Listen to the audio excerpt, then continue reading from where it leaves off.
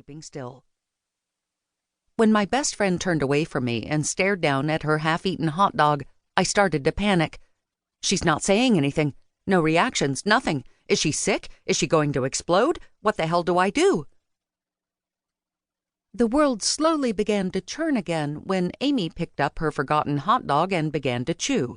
Instead of being comforted that her synapses had started firing again, I felt like I'd been slapped in the face. What the heck? No, fuck this. I refused to let her tune me out. We were going to talk about this, and we were going to talk about it now. In a crappy Grey's Papaya, home of the best damn hot dogs on the planet. I grabbed the arm holding the hot dog and spun her around to face me. You're not going to ignore me, Ames. Talk to me.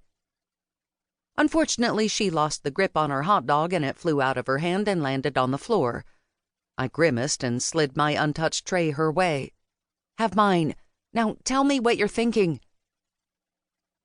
Her blue eyes met mine, and I saw unshed tears brimming on her pale lashes. I gulped. I thought we had more time, she muttered. I shook my head. I won't make you choose between me and Jackson, I said quickly. Just so you know, he'll be staying in New York and taking over the Brooklyn pack. Don't chase after me because you feel a sense of obligation, Ames. You've done more than enough for me. It's time you thought of yourself and your own happiness, and if Jackson is it, then stay with him. I promise I won't be upset. She frowned as if I defended her, but I knew Amy better than she knew herself sometimes. She would come to Scotland with me if I asked her, leaving Jackson and her heart behind. Even though she loved Jackson, her loyalty to me was stronger. I had no desire to manipulate our bond, even if the thought of leaving her cleaved my heart in two. Jackson and Amy were in a good place right now, better than they'd ever been, and I didn't want to mess that up. She deserved happiness after all the trauma she'd been through, even if it meant she had to part with me.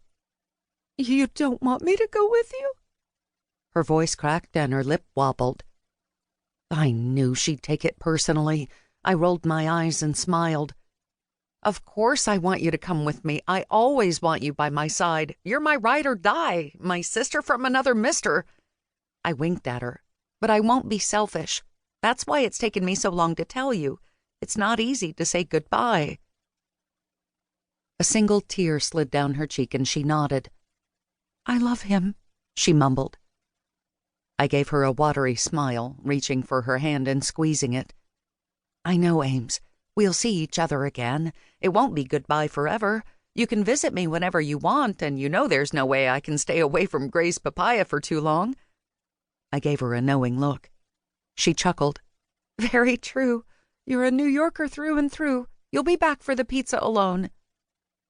We both laughed, and in that moment, I knew everything was going to be okay.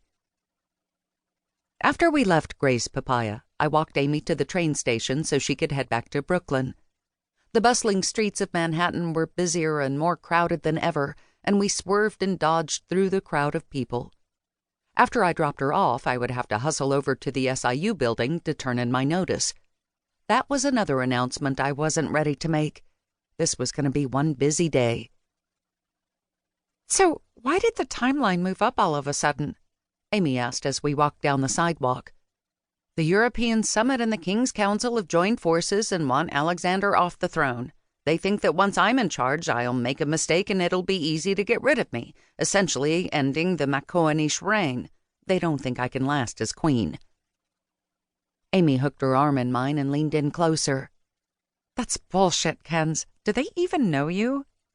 I snorted. Don't gas my head up. I already have a complex. She laughed. I'm just saying, you've made a name for yourself, quite literally. You have so many monikers out there, it scares the living shit out of many supernaturals. Why do they think you would be so easily manipulated? I shrugged. Men are arrogant, Ames. I sighed. Who knows what they're thinking? Truth be told, I want them to underestimate me.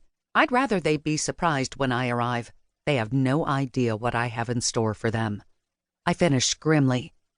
Amy groaned. Are you going to start another war, Kenz? I chuckled.